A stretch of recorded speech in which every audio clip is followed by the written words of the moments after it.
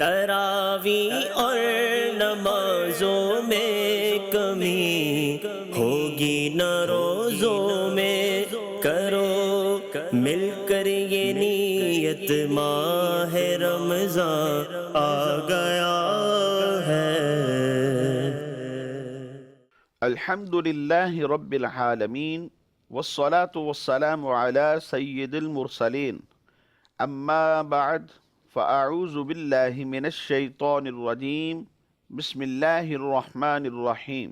الصلاة والسلام علیک یا رسول اللہ وعلی آلک واصحابک یا حبیب اللہ۔ الصلاة والسلام علیک یا نبی اللہ وعلی آلک واصحابک یا نور اللہ۔ حضور نبی پاک صلی اللہ تعالی علیہ وآلہ وسلم کا ارشاد پاک ہے، جو مجھ پر روزانہ 1000 مرتبہ درود پاک پڑھے وہ اس وقت تک نہیں مرے گا جب تک جنت میں اپنا ٹھکانہ نہ دیکھ لے۔ صلو علی الحبیب صلی اللہ تعالی علی محمد صلی اللہ تعالی علیہ وسلم۔ پیارے اسلامی بھائیوں، مدنی چینل کے ناظرین، ہم آج پھر اپنے سلسلے درس تراویح میں آپ کو خوش آمدید کہتے ہیں۔ حصول ثواب کی خاطر اچھی اچھی نیتیں بھی فرما لیجیے کہ فرمان مصطفیٰ صلی اللہ تعالی علیہ وآلہ وسلم ہے، نیت المؤمن خیر من عملہ، مومن کی نیت اس کے عمل سے بہتر ہے۔ مدنی چینل کے ناظرین، آج کے سلسلے میں آپ سماعت فرمائیں گے قرآن مجید فرقان حمید کا آخری یعنی 30واں سپارہ، اس کا خلاصہ۔ اس سپارے میں سب سے پہلی سورت ہے سورہ نبا۔ نبا خبر دینے کو کہتے ہیں، چونکہ یہ لفظ اس سورہ مبارکہ کی ابتدا میں ہی موجود ہے تو اسی مناسبت سے اس سورہ مبارکہ کا نام نبا رکھا گیا۔ اس سورہ مبارکہ کی ابتدا میں ہی قیامت کے بارے میں مشرکین آپس میں جو گفتگو کیا کرتے تھے اس کا تذکرہ کیا، اور قیامت کے قائم ہونے کی اللہ تبارک و تعالی نے خبر بھی عطا فرمائی۔ اس کے علاوہ مرنے کے بعد دوبارہ زندہ کیے جانے کو ثابت کیا گیا۔ اس سورت کے آخر میں بتایا گیا کہ جہنم کافروں کے انتظار میں ہے، اور اس کے بعد کافروں کے عذاب کی مختلف اقسام اور نیک مسلمانوں کے ثواب کی مختلف انواع کو بھی بیان فرمایا گیا۔ اس کے بعد سورہ ہے سورہ نازیات۔ نازیات ان فرشتوں کو کہتے ہیں جو انسانوں کی روحیں قبض کرتے ہیں، اور چونکہ اس سورت کی پہلی آیت کے اندر ہی نازیات کا لفظ موجود ہے، اسی مناسبت سے سورہ مبارکہ کا نام بھی نازیات رکھا گیا۔ اس سورہ مبارکہ کی ابتدا میں ہی اللہ تبارک و تعالی نے مختلف کاموں پر جو مامور فرشتے ہیں ان کی قسم ذکر فرما کر یہ بتایا کہ قیامت کے دن کافروں کو ضرور دوبارہ زندہ کیا جائے گا۔ گویا دوبارہ زندہ کیا جانے کو بھی اس سورہ مبارکہ میں ثابت کیا گیا۔ عبرت اور نصیحت کے لیے حضرت موسیٰ علیہ السلام اور فرعون کا واقعہ بیان کیا گیا۔ حضرت موسیٰ علیہ نبینا علیہ السلام سے مارکہ آرائی فرعون نے کی، اور اس کا انجام کیا ہوا اس کا ذکر کر دیا گیا۔ اور اس سورہ مبارکہ کے آخر میں بتایا گیا جو کافر قیامت قائم ہونے کے وقت کے بارے میں آپ سے سوال کر رہے ہیں، پوچھ رہے ہیں، انہیں وہ وقت بتانا نبی پاک صلی اللہ تعالی علیہ وآلہ وسلم کی ذمہ داری نہیں ہے، بلکہ آپ صلی اللہ تعالی علیہ وآلہ وسلم کی جو ذمہ داری ہے وہ صرف اللہ تبارک و تعالی کے عذاب سے ڈرانا ہے۔ اور کافر جب اس قیامت کو دیکھیں گے تو اس کی ہولناکی اور دہشت سے اپنی زندگانی کی مدت ہی بھول جائیں گے، یعنی اس کی دہشت اتنی زیادہ ہوگی، اتنی ہولناکی زیادہ ہوگی، شدت اتنی زیادہ ہوگی کہ بندہ بھول جائے گا کہ میری زندگی کی مدت کتنی تھی۔ اس کے بعد سورہ عبس ہے۔ عبس کا معنی ہے تیوری چڑھانا۔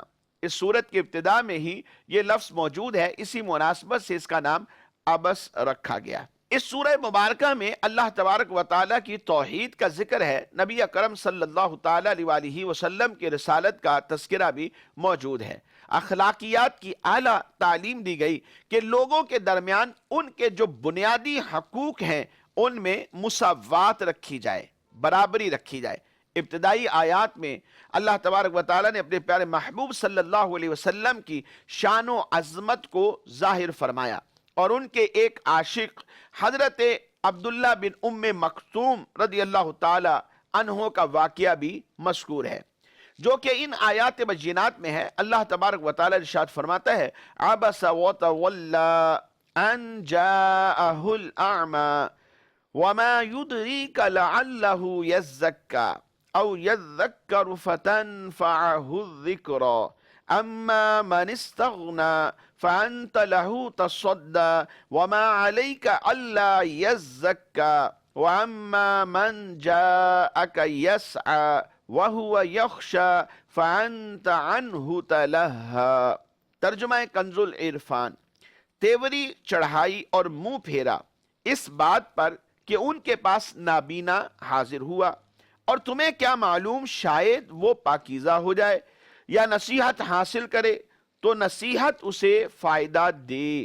بہرحال وہ شخص جو بے پرواہ بنا تو تم اس کے پیچھے پڑتے ہو، اور تم پر اس بات کا کوئی الزام نہیں کہ وہ یعنی کافر پاکیزہ نہ ہو، اور رہا وہ جو تمہارے حضور دوڑتا ہوا آیا اور وہ ڈر رہا ہے تو تم اسے چھوڑ کر دوسری طرف مشغول ہوتے ہو۔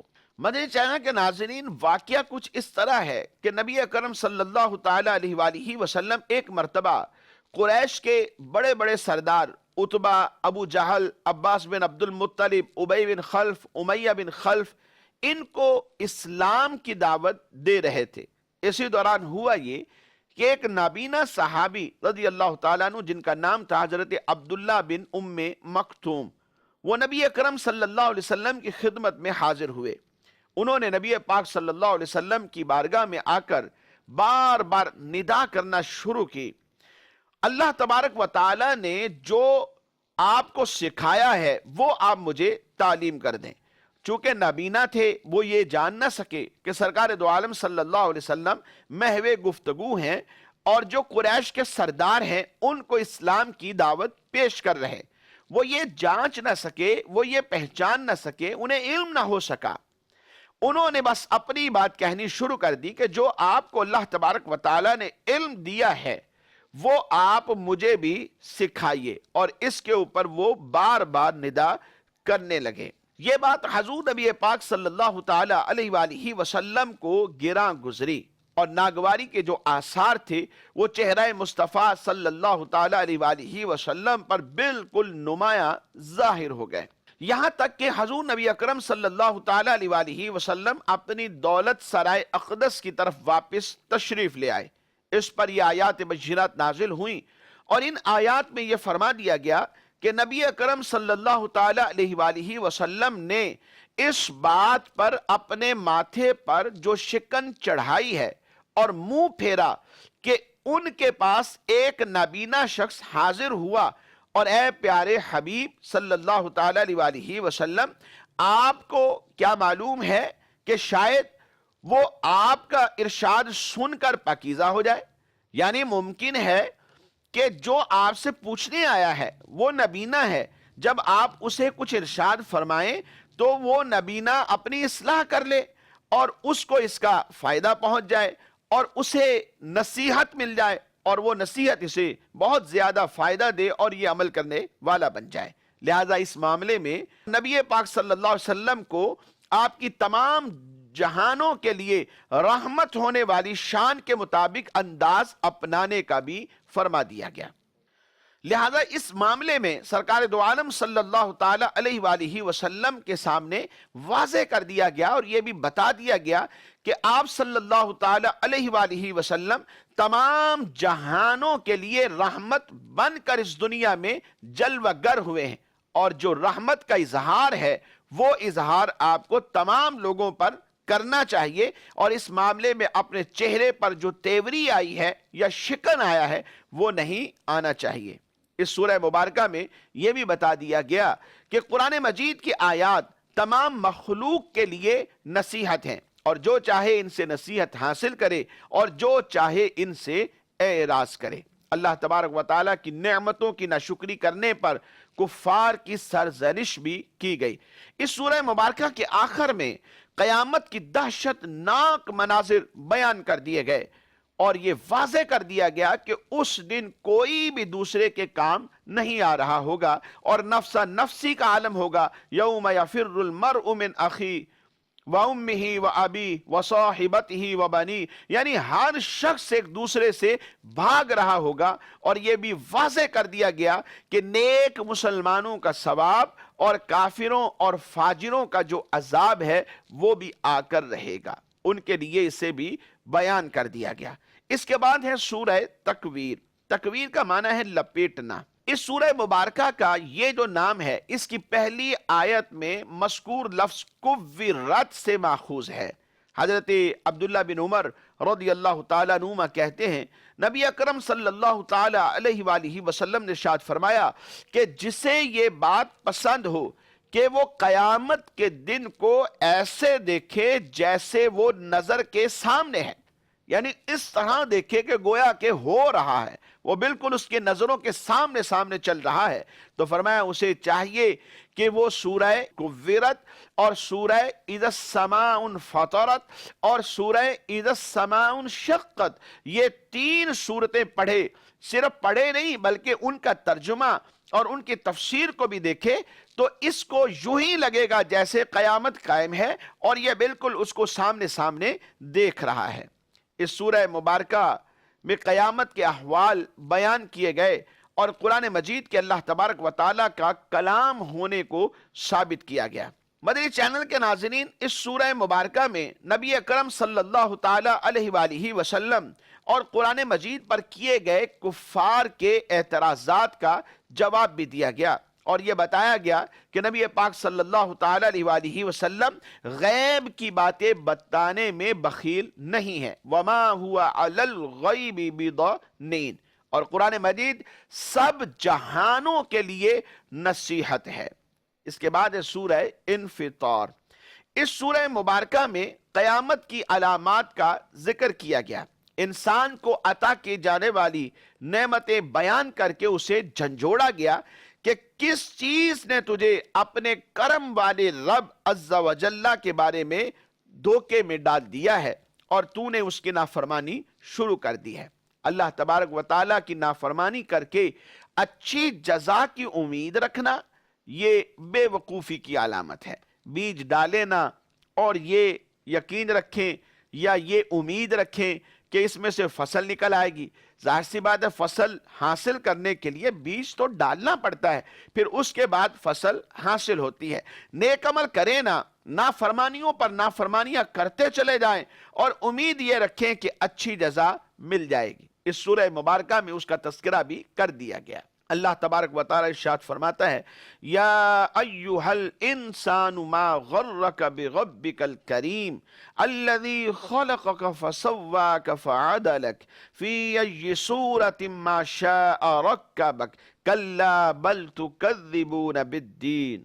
فرمایا اے انسان، تجھے کس چیز نے اپنے کرم والے رب کے بارے میں دھوکے میں ڈال دیا، جس نے تجھے پیدا کیا پھر ٹھیک بنایا پھر اعتدال والا کیا، جس صورت میں چاہا تجھے جوڑ دیا، فی ای صورت ما شاء رکبک، پھر فرمایا کلا بل تکذبون بالدین، ہرگز نہیں بلکہ تم انصاف ہونے کو جھٹلاتے ہو۔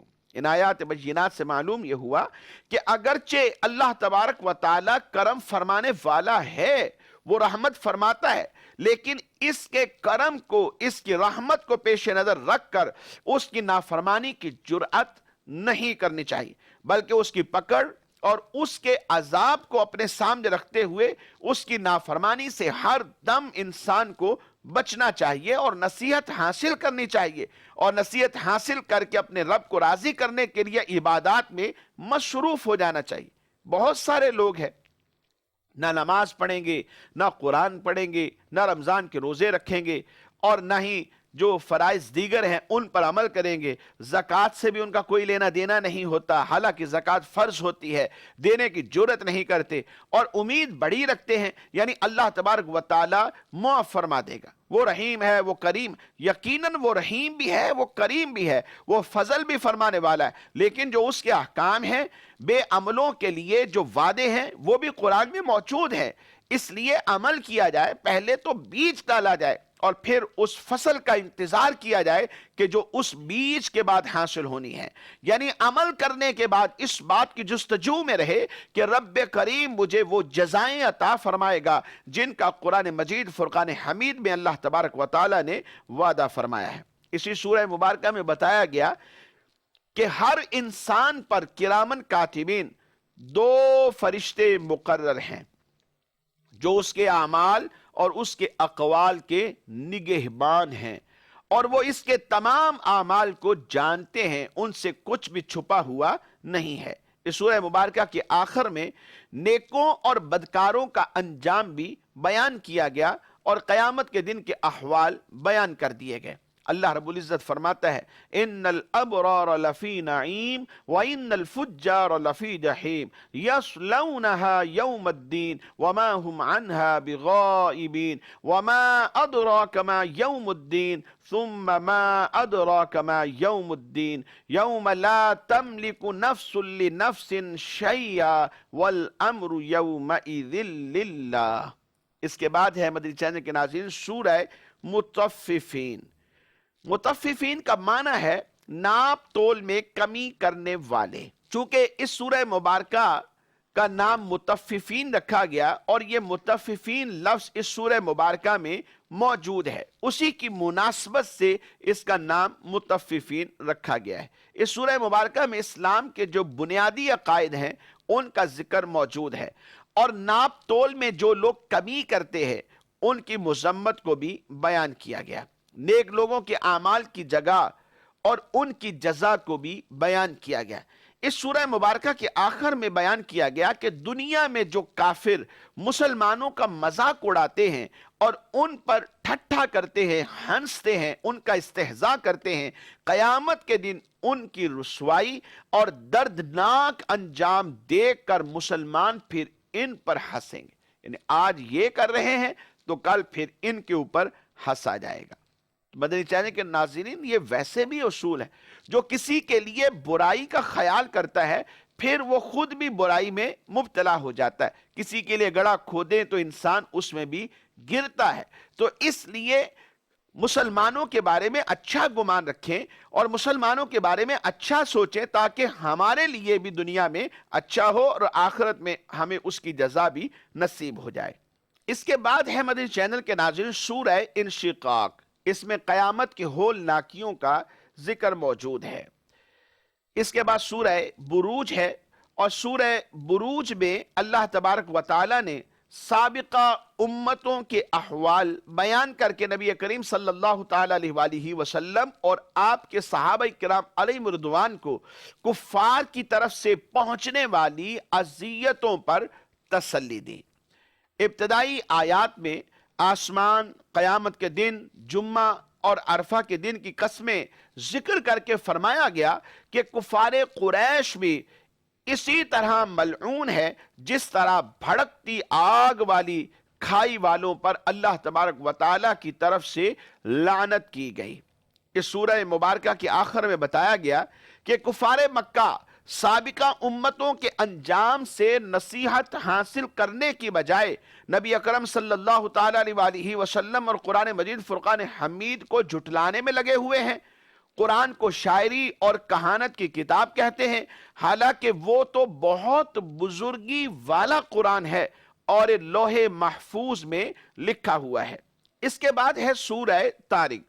سورہ طارق میں بنیادی طور پر کچھ عقائد کا ذکر ہے، جن میں سے مرنے کے بعد دوبارہ زندہ کیے جانے کا ذکر ہے، اور اس کے ساتھ ساتھ حشر و نشر اور بندے کا جو حساب و کتاب ہوگا اور اس کے اوپر اسے جزا یا سزا ملے گی، اس کا ذکر بھی موجود ہے۔ اس سورہ مبارکہ کے آخر میں بتایا گیا کہ کفار اللہ تبارک و تعالیٰ کے دین کو مٹانے کے لیے طرح طرح کی چالیں چلتے ہیں، اور اللہ تبارک و تعالیٰ ان کے بارے میں اپنی خفیہ تدبیر فرماتا ہے جس کی انہیں خبر نہیں ہوتی۔ اللہ کریم ہم سب کو اپنی خفیہ تدبیر سے محفوظ فرمائے، نیک کام کرنے کی توفیق دے اور برائیوں سے بچنے والا بنائے۔ سورہ اعلیٰ، اعلیٰ کا مطلب ہے سب سے بلند۔ اس سورت کی پہلی آیت میں یہ لفظ موجود ہے، اسی مناسبت سے اسے سورہ اعلیٰ کہا جاتا ہے۔ اس سورہ مبارکہ کے بارے میں مولا مشکل کشا علی المرتضیٰ شیر خدا رضی اللہ تعالیٰ عنہ فرماتے ہیں کہ نبی اکرم صلی اللہ تعالیٰ علیہ وآلہ وسلم اس سورت یعنی سبح اسم ربک الاعلیٰ، اس سورہ مبارکہ یعنی سورہ اعلیٰ سے محبت فرماتے تھے۔ تو جس سورہ مبارکہ سے نبی کریم صلی اللہ علیہ وسلم محبت فرماتے تھے، ہمیں چاہیے کہ ہم بھی اس سورہ مبارکہ کے ساتھ محبت کرتے ہوئے اپنی زبانوں کو اس سے تر رکھیں۔ اس سورہ مبارکہ میں اللہ کی توحید اور اس کی قدرت کو ثابت کیا گیا ہے۔ اس سورت کے آخر میں بتایا گیا کہ خود کو پاک کرنے والوں کا اپنی مراد کو پہنچنا اور آخرت کا بہتر ہونا قرآن مجید سے پہلے نازل ہونے والے حضرت ابراہیم علیہ السلام اور حضرت موسیٰ علی نبینا وعلیہ السلام کے صحیفوں میں بھی لکھا ہوا ہے۔ یعنی جو لوگ خود کو پاک کر لیتے ہیں، نیک کام کرتے ہیں اور فرما برداری کا اظہار کرتے ہیں، وہ لوگ آخرت میں بہتر جزا پائیں گے۔ نہ صرف قرآن میں ان کا تذکرہ ہے، حضرت ابراہیم علیہ السلام پر اور حضرت موسیٰ علیہ السلام پر نازل ہونے والے صحائف کے اندر بھی اس کا تذکرہ موجود ہے۔ اس کے بعد ہے سورہ غاشیہ۔ غاشیہ کا معنی ہے چھا جانے والی۔ اس کی پہلی آیت میں یہ لفظ موجود ہے، اسی مناسبت سے اسے سورہ غاشیہ کہا جاتا ہے۔ اس سورہ مبارکہ میں اسلام کے بنیادی عقائد کا ذکر موجود ہے۔ اس کے بعد ہے سورہ فجر۔ فجر کا معنی ہے صبح، اور اس سورت کی پہلی آیت میں فجر کی قسم ارشاد فرمائی گئی، اسی مناسبت سے اس سورہ مبارکہ کو فجر کہا جاتا ہے۔ اس سورہ مبارکہ میں 5 عظمت والی اشیاء کی قسم یاد کر کے یا بیان کر کے کفار کو سمجھایا گیا، اور سمجھانے کے لیے گزشتہ اقوام کا اپنی قوت و طاقت کے باوجود عذاب الہی کا شکار ہونے کا تذکرہ بھی کیا گیا کہ ان کے پاس قوت و طاقت بھی تھی، ان کے پاس سب کچھ موجود تھا، لیکن پھر بھی عذاب الہی آیا اور وہ اپنی ذات کو بچا نہ سکے۔ تو 5 چیزوں کی قسم کھا کر کفار مکہ کو ان چیزوں سے سمجھایا گیا کہ وہ اللہ تبارک و تعالیٰ کے عذاب سے ڈرتے رہیں۔ ان میں سے پہلے غافلوں کی غفلت، ان کی فطرت اور ان کے کردار کا بیان بھی کیا گیا ہے۔ برائیوں کی جڑ یعنی مال کی محبت اور اس کے جو اثرات ہیں اس کا تذکرہ کیا گیا۔ پھر قیامت کی ہولناکیوں اور عذاب الہی کی جو شدت ہوگی اسے بھی بیان کیا گیا۔ آخر میں مخلصین اور مؤمنین کے انعام و اکرام کا تذکرہ بھی کر دیا گیا۔ انسانی نفس کے 3 درجے ہیں، اس کا ذکر بھی کیا گیا۔ اللہ تبارک و تعالیٰ فرماتا ہے یا ایتھا النفس المطمئنہ ارجعی الی ربک راضیۃ مرضیہ۔ فرمایا اے اطمینان والی جان، اپنے رب کی طرف اس حال میں واپس آ کہ تو اس سے راضی ہو، وہ تجھ سے راضی ہو۔ یاد رہے کہ نفس انسانی کے 3 درجے ہیں، ایک نفس امارہ ہے، دوسرا نفس لوامہ ہے اور تیسرا نفس مطمئنہ ہے۔ یہ تینوں جو نفوس ہیں یہ کیا کیا ہیں؟ نفس امارہ اس کے دل میں برائی کی محبت پیدا کرتا ہے اور رغبت دلاتا ہے، اور پھر بندہ قدم اٹھاتا ہے اور برائی کے کاموں میں مشغول ہو جاتا ہے۔ اور نفس لوامہ جو گناہگار کو گناہ کے بعد ملامت کر کے توبہ کرنے کی طرف راغب کرتا ہے کہ تم نے یہ کیا کیا، ایسا نہیں کرنا چاہیے تھا۔ انسان کا ضمیر اسے ملامت کرتا ہے، تو کہا یہ نفس لوامہ کی کوشش سے ایسا ہوتا ہے کہ بندہ اپنے گناہ پر اپنی ذات کو ملامت کرتا ہے اور ندامت کرتے ہوئے اپنے رب سے توبہ کر لیتا ہے۔ اور تیسرا ہے نفس مطمئنہ، یہ بندگان خدا کو ذکر خدا سے سکون پہنچاتا ہے۔ چونکہ یہ لوگ دنیا میں اللہ تبارک و تعالیٰ کی بھیجی ہوئی مصیبتوں پر صابر رہتے ہیں، راحتوں پر شاکر رہ کر اللہ تبارک و تعالیٰ کی رضا پہ راضی رہتے ہیں، اور ہر حال میں اللہ تبارک و تعالیٰ کی رضا کو ہی طلب کرتے رہتے ہیں، تو اللہ تبارک و تعالیٰ ان کے تھوڑے عمل پر ان سے راضی ہو جاتا ہے اور اپنے انعامات سے ان کو راضی کر دیتا ہے۔ تو جو اللہ کی رضا پہ راضی رہتا ہے، رب کریم اس کے تھوڑے عمل پر خود راضی ہو جاتا ہے اور اس بندے کو اپنی رضا کی دولت سے نواز دیتا ہے۔ مدنی چینل کے راضی اس کے بعد ہے سورہ بلد۔ بلد کا معنی ہے شہر۔ اس سورہ مبارکہ میں انسان کی سعادت مندی اور بدبختی کا تذکرہ کیا گیا ہے۔ یہ بھی بیان کیا گیا کہ اللہ تبارک و تعالی نے انسان کو 2 آنکھیں، 1 زبان اور 2 ہونٹ عطا فرمائے ہیں، اور اس کے سامنے اچھائی اور برائی دونوں کے جو راستے ہیں وہ بھی بالکل واضح کر دیے گئے ہیں۔ اب بندے کو اختیار ہے کہ وہ اپنی عقل کو استعمال کرتے ہوئے اپنے لیے جس راستے کو چاہے وہ چن لے، اور اس بات کا اظہار قرآن کی آیات بینات میں کیا گیا۔ اللہ تبارک و تعالیٰ فرماتا ہے أَلَمْ نَجْعَلْ لَهُ عَيْنَيْن وَلِسَانًا وَشَفَتَيْن وَهَدَيْنَاهُ النَّجْدَيْن، کیا ہم نے اس کی 2 آنکھیں نہ بنائیں اور زبان اور 2 ہونٹ اور اسے 2 ابھری چیزوں کی راہ بتائی۔ یہاں سے اللہ تبارک و تعالیٰ نے اپنی چند نعمتوں کا ذکر کیا تاکہ اس کافر کو عبرت حاصل کرنے کا موقع مل جائے۔ مدنی چینل کے ناظرین، تمام نعمتیں تو اللہ تبارک و تعالیٰ ہی عطا فرماتا ہے۔ آسمانوں سے موسلادھار بارش وہی عطا کرتا ہے، مال اولاد، بیٹے بیٹیاں، گھر بار، سب کچھ تو اسی کی بارگاہ سے عطا ہوتا ہے۔ تو کیوں نہ انسان کو اسی کی بارگاہ میں صابر و شاکر رہنا چاہیے، اور جب انسان شکر ادا کرتا ہے تو رب کریم اپنی نعمتیں بڑھا دیتا ہے، اور قرآن میں اس کا ذکر بھی فرمایا لَإِن شَكَرْتُمْ لَأَزِيدَنَّكُمْ وَلَإِن كَفَرْتُمْ إِنَّ عَذَابِي لَشَدِيدٌ، کہ اگر شکر ادا کرو گے تو نعمتوں میں اضافہ ہوگا، اور اگر ناشکری کرو گے تو پھر بے شک میرا عذاب سخت ہے۔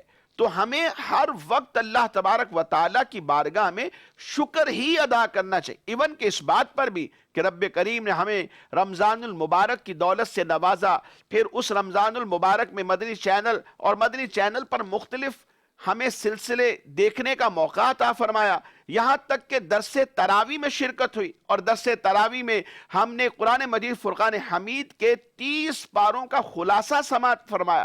یہ کتنی بڑی نعمت ہے جو اللہ تبارک و تعالیٰ نے اس ماہ محترم ماہ سیام کی برکت سے ہمیں عطا فرمائی۔ تو ہم کون سی اللہ کی نعمت ہے کہ جس پر اس کا شکر ادا کریں گے؟ ہر نعمت ایسی ہے کہ جس پر ہم اپنے رب کی بارگاہ میں صابر و شاکر رہیں، ہر نعمت پر اس کا شکر ادا کریں، اور شکر ادا کرنے کا جو ایک انداز ہے وہ یہ ہے کہ ہمیں چاہیے کہ ہم اس کے عبادت گزار بن جائیں، اور عبادت گزار بن کر اپنے رب تبارک و تعالیٰ کی بارگاہ میں اس کی نعمتوں کو یاد کر کر کے ہم اس کا شکر ادا کرتے رہیں۔ مدنی چینل کے ناظرین، دعا کرتے ہیں اللہ کریم ہم سب کو عمل کی دولت سے بھی نوازے، آمین بجاہ النبی الامین صلی اللہ تعالی علی رسولہ وخیر خلقہ محمد وعلی آلہ وصحبہ وبارک وسلم۔ تراویح اور نمازوں میں کمی ہوگی نہ روزوں میں، کرو مل کر یہ نیت ماہ رمضان